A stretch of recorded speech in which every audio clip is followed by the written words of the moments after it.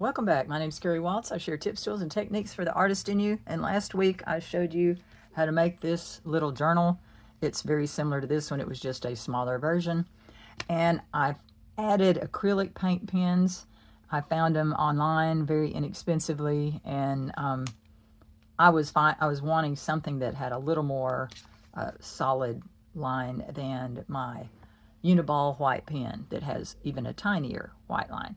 But Lawrenceville, Georgia, because this whole little journal was just for a few days while I was away, and I can put that on the spine of it, and the date, August of 25. Actually, I need to put a hyphen there so it doesn't look like August 25th. So I added this to my paint arsenal of journal supplies. It's a very nice, I think it came in a set of 5. Pretty good deal. The other thing I've added is the Micron Color Set. I've just enjoyed putting color in my writing, and it also helps me correct something that if it's in the right color, I can kind of camouflage where I've made some corrections. And what I wanted you to see today was I was going to do a little sketch of the courthouse to try to finish this journal. Again, this whole journal was done from photographs or stickers, and sometimes you just don't have time to paint while you're there.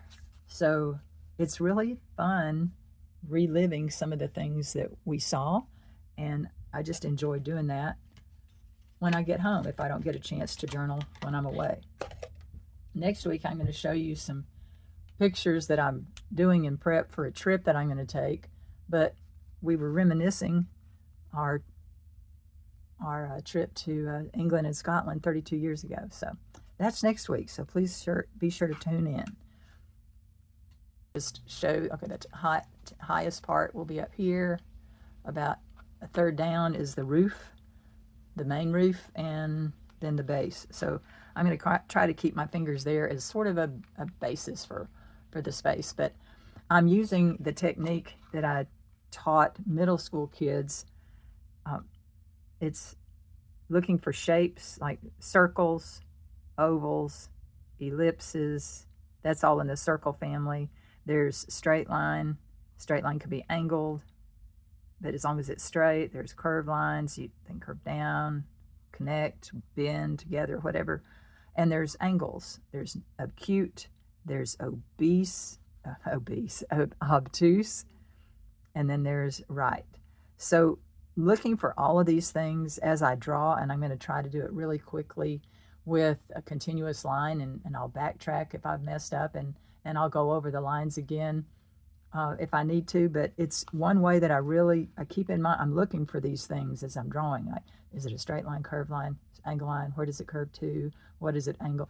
And when I'm thinking this way, rather than I'm drawing the clock tower and the flag, this keeps my brain in right brain mode. I'll try to say what I'm looking at, but sometimes I just go quiet when I'm drawing because I can draw a lot more accurately that way. So I'm going to start at the top and draw as I get to things, and we'll see how it goes. Oh, I do. Well, as you can see, I had to change plans. When I looked at the video, I realized that it was blurred because it was focusing on my hand and not the paper, so I decided to speed it up. I'd wanted you to see a real-time demo of a continuous line, or mostly continuous line. I do pick my pen up at some point, but I try to go as quickly as I can from point to point, connecting one reference point to another and then comparing where I am. I realized at this point that I'm not gonna I'm not gonna have the whole building in the picture. It's just gonna be the top portion, and I'm okay with that because I'm not gonna start over. That's the joy of continuous line. You know you're gonna screw up a little bit, and you just keep going. But I did time this. I think it was right around 13 minutes that this drawing took, and then I've sped it up 6.2 times, and you can see part of it, but I've tried to use the angle lines when I see them. There's the roof of the very top part. Didn't quite get the angle right. It was a little steeper than what it was. But again, this is a sketch. This is just to indicate where I was and to remember who I was with. I mean, Brad and I were out walking the town, and this is the courthouse where Tawny and Chris got married, and it just has some fond memories for me. So I wanted to remember that and just document it in my journal for the day of Lawrenceville.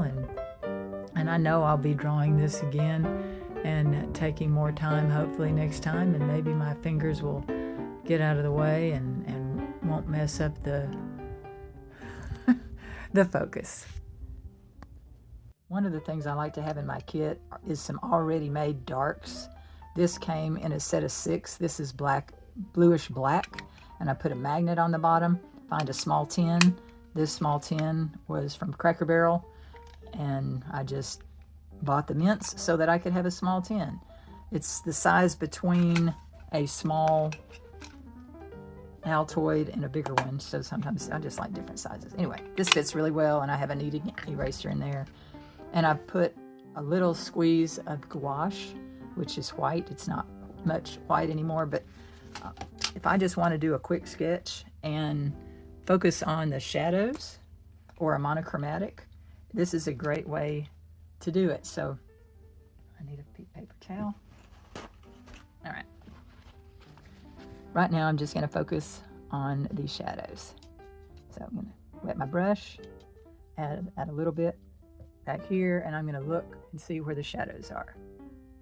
All of this is in shadows. All of that is in shadows. And watercolor does dry lighter. The upper part of that curve is in shadows. Guess I don't need to keep telling you what's in shadows. You'll see what's in shadows. Well, I didn't like the commentary of shadow, shadow, shadow, so I decided to speed this up again and let you just see as quickly as possible where I laid in the darks. I did come back later and make some of the darks darker. You'll see that in a minute, and that shadow was a little off center, but again, it's a sketch. I'm catching the essence of the place and trying not to get so hung up. The windows, I just tried to shade in dark and leave the edges around where the window frames were, and just put a little bit of shading on the gray roof. It wasn't as dark as the shadows. All in all, I enjoyed the painting. It didn't quite end up as much as what I originally wanted, but I added a little bit of clouds and hint of the atmosphere and the town, and continued to add a little bit of other shading around. And I realized that the cast shadows that are closest to the building needed to be a little darker, so I went back and created another layer there. I still felt the brick needed another tone, and I put it too dark to start with. And now you can see what I couldn't stand. I just had to go back and add color. But that's the joy of working with transparent colors. You can paint right on top of your shadows. Hope you found something useful, and come and see me next week. Have a blessed day.